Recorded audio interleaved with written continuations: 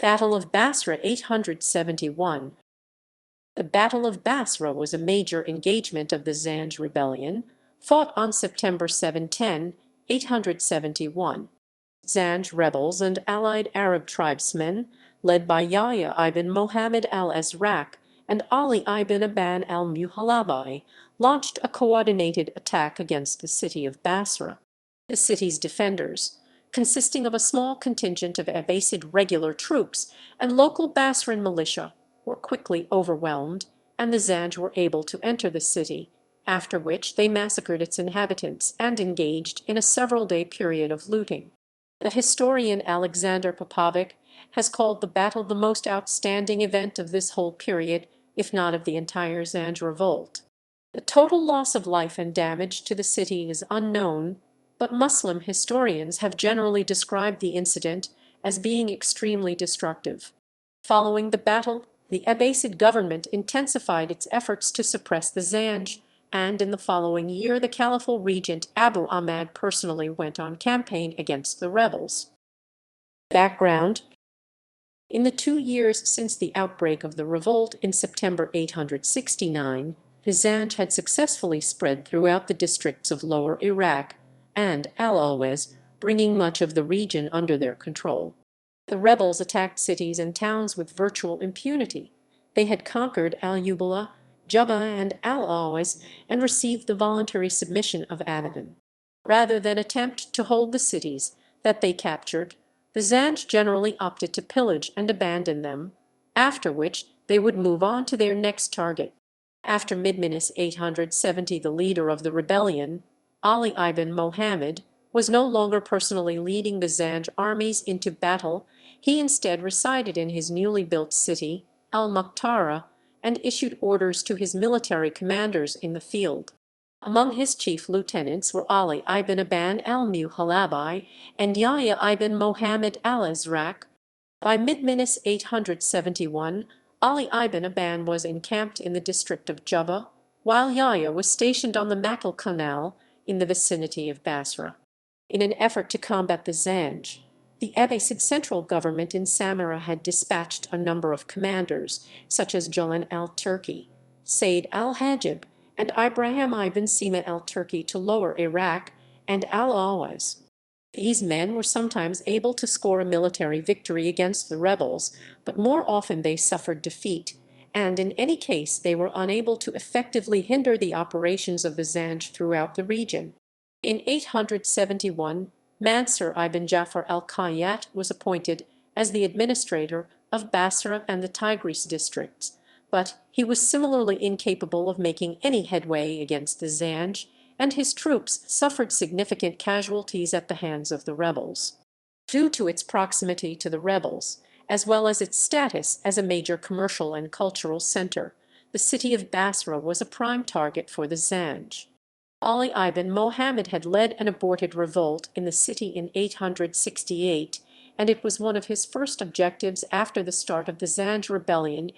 Although the Zanj had failed to take it at that time, a significant number of Basrans were subsequently killed at the Battle of the Barges, and the city was thereafter forced to rely on the Abbasid government to send troops for protection. The fall of al-Ubla and of al-Awaz in 870 further instilled a state of panic in the city, and many of its inhabitants decided to evacuate to safer areas. Preparations. In order to weaken Basra, the Zanj placed the city under virtual siege, harassing it with attacks day and night and destroying the surrounding villages. They also cut off the supply routes to the city, which soon resulted in a shortage of resources. This was temporarily relieved after Mansur ibn Jafar began organizing armed escorts for supply ships. By mid 871, however, the operation of the convoys had largely fallen apart, and supplies for the inhabitants again became scarce. Hunger and disease broke out, and fighting erupted between the city factions. By late August 871, Ali ibn Muhammad decided that Basra had been reduced to the point where a full-fledged assault was possible, and began preparing for an attack. A message was sent to Ali ibn Aban, recalling him from Jubba and ordering him to proceed against the city, while Yahya ibn Muhammad, who was then conducting the blockade within Basra, the inhabitants were poorly prepared for an attack, having been significantly weakened by the blockade. Mansur ibn Ja'far himself was not in the city, and he did not participate in the battle. A government force under the command of Bagrat was present, but this consisted of only approximately 50 cavalry.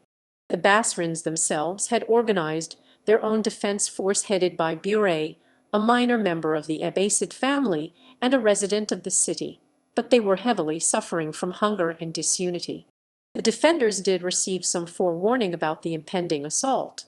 On August 31, Buray was informed that the Zanj leader had sent money and supplies into the desert to raise a force among the Arab tribes, and that a combined force of Zanj infantry and Arab horsemen were planning to attack Basra.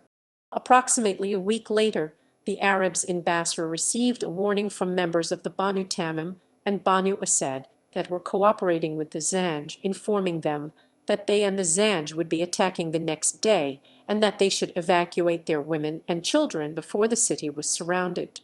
Buray responded to this news by advancing outside the city and setting up a defensive force at a trench, but when Ali ibn Aban approached his position, he lost his nerve and returned to Basra, allowing Ali to continue toward the city unopposed.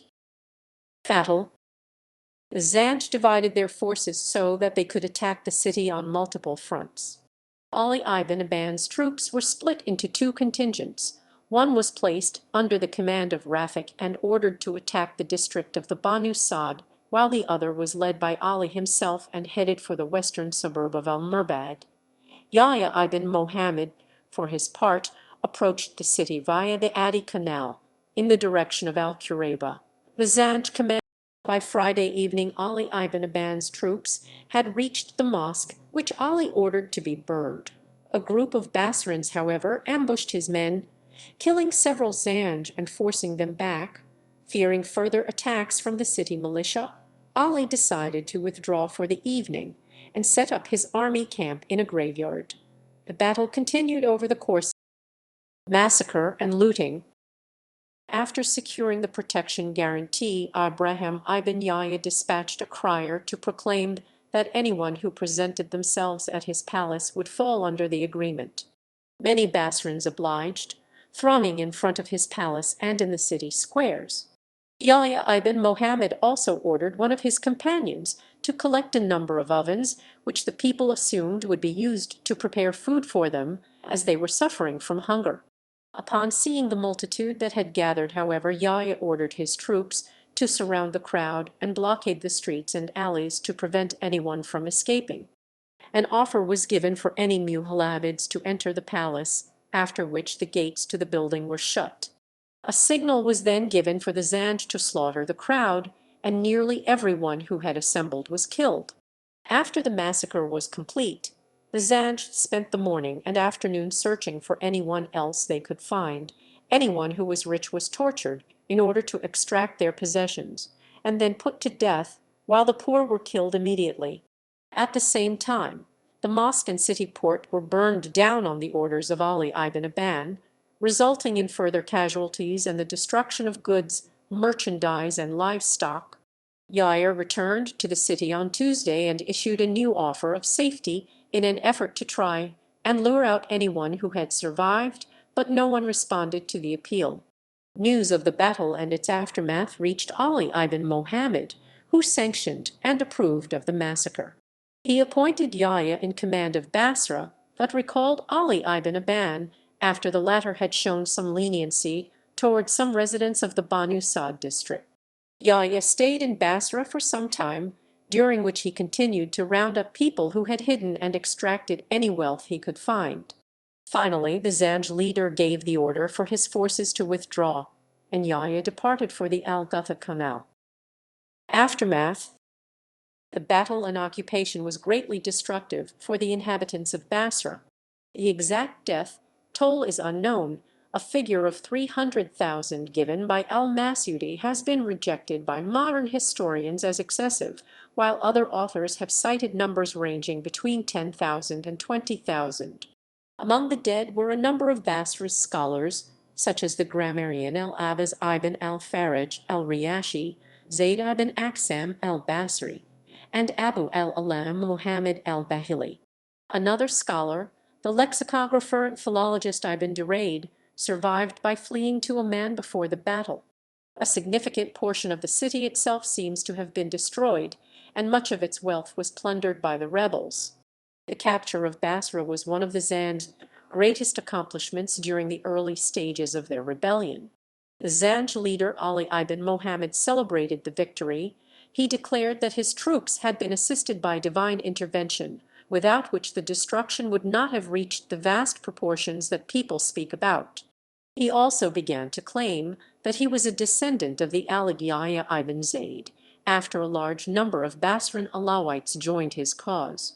Following Yahya ibn Muhammad's withdrawal from Basra, the Zanj continued to maintain a presence in the city for trade purposes. Several religious adherents also remained and continued to meet on certain Fridays until they were declared outlaws. As a result of the battle and massacre, the Abbasid government increased its efforts to combat the Zanj, but it was unsuccessful in making more than limited progress against them. On September 20, the commander Mohammed al-Muwallad departed from Samarra for the Basra region, where he was quickly defeated by Yahya ibn Muhammad and eventually forced to withdraw. In early 872, Mansur ibn Jafar was killed in battle with Ali ibn Aban's men while defending the district of al-Awaz. Around the same time, the caliph's own brother Abu Ahmad ibn al-Mutawakkil decided to campaign against the Zanj and set out for Basra. He was able to capture Yahya, who was sent to Samarra and executed, but the Zanj leader defeated his forces in battle, and the outbreak of disease in his camp compelled him to withdraw by early summer. Thereafter the government scaled back its campaign to defeat the rebels, and contented itself with attempting to stop the spread of the revolt.